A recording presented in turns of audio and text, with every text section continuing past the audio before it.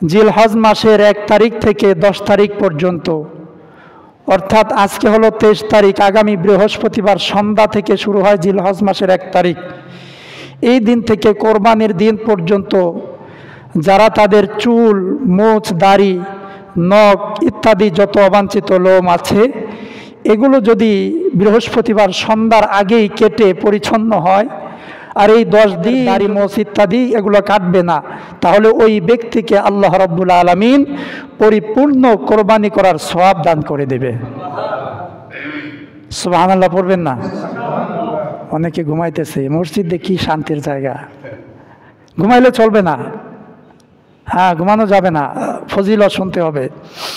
রাসূলুল্লাহ সাল্লাল্লাহু আলাইহি ওয়াসাল্লাম কি বললেন? যদি তোমরা কোরবানির পরিপূর্ণ সওয়াব পেতে চাও তাহলে জিলহজ মাসের 1 তারিখ থেকে 10 তারিখ পর্যন্ত তোমাদের যে শরীরের বিভিন্ন অঙ্গ প্রত্যঙ্গের যে সমস্ত চুল, দাড়ি, মোছ ইত্যাদি আছে এগুলো কাটা থেকে বিরত থাকবা। জিলহজ মাসের 10 তারিখ যখন ঈদের নামাজ পড়ে ফেলবা, কোরবানি করে ফেলবে, তো তুমিও পরিচ্ছন্ন হয়ে যাইবা। এই যে কয়েকটা দিন তুমি আল্লাহর জন্য মেহনত করলা, নিজেকে পাগলের সাজে সজ্জিত করলা, এই জন্য আল্লাহ রাব্বুল আলামিন তোমার আমলনামায় পুরো কোরবানি করার সওয়াব দান করে দেবে। তাহলে প্রথম আমল আমরা পাইলাম, জিলহজ মাসের প্রথম 10 দিনে আমরা কি করব? আমাদের যেই দাড়ি, মোছ, চুল আছে এগুলো বৃহস্পতিবার, আগামী বৃহস্পতিবারের আগেই আমরা কেটে ছেটে ছোট করে নিব ইনশাআল্লাহ। আমি কিন্তু আবার দাড়ি কাটতে বলি নাই, এটারে আবার কেউ বললেন না যে হুজুর দাড়ি কাটতে বলছে। হ্যাঁ, দাড়ি কাটা যায় শরিয়ত সম্মতভাবে, 1 মুষ্টির পরিমাণের অতিক্রম করলে তারপরে দাড়ি কাটার এটা শরিয়াতে একটা বিধান আছে। তো মুআজ্জাজ মুহতারাম হাজিরিন, তাহলে আমরা যারা কোরবানি করতে পারবো না, আমরা যারা গরিব মানুষ আছি, আমার মতো গরিব মানুষ অনেক আছে না, জোরে বলেন?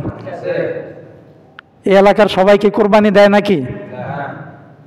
তো আমরা যারা গরিব মানুষ আছি, মা বোনদের কাছে এই এলানটা পৌঁছে দিবেন।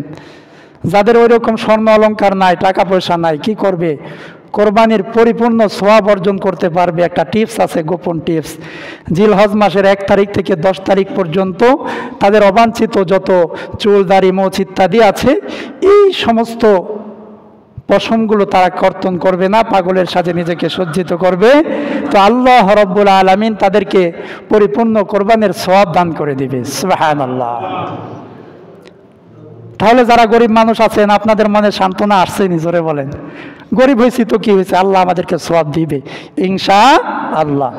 যাদের সামর্থ্য নাই কোরবানি করার মতো, যাদের কি নাই সামর্থ্য নাই, এই মানুষগুলো কোরবানির পরিপূর্ণ সওয়াব পাবেন। ছোট্ট একটা টিপস হলো, আগামী বৃহস্পতিবার সন্ধ্যার আগ থেকে শুরু করে ঈদের দিন পর্যন্ত আপনারা আপনাদের মাথার চুল, দাড়ি, মোছ ইত্যাদি অবাঞ্ছিত লোম কাটা থেকে বিরত থাকবেন এবং আল্লাহর কাছে বেশি বেশি দোয়া করবেন, কোরআন তেলাওয়াত করবেন, এরপরে সম্ভব হলে আল্লাহর রাস্তায় দান সদকা করবেন।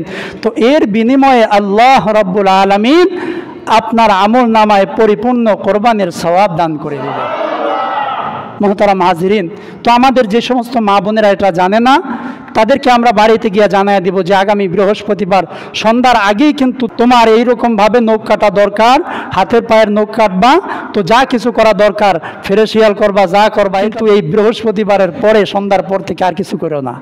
আল্লাহর জন্য রাজি হয়ে যাও, তো আল্লাহ তোমাদেরকে এই পরিপূর্ণ কোরবানির সওয়াব দান করে দিবে। সুবহানাল্লাহ। যারা কোরবানি দিবেন তাদের জন্য এই একই হুকুম।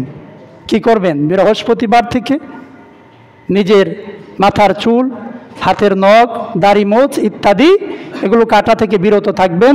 তো আল্লাহ রাব্বুল আলামিন আপনার আমলনামায় পরিপূর্ণ সওয়াব দান করে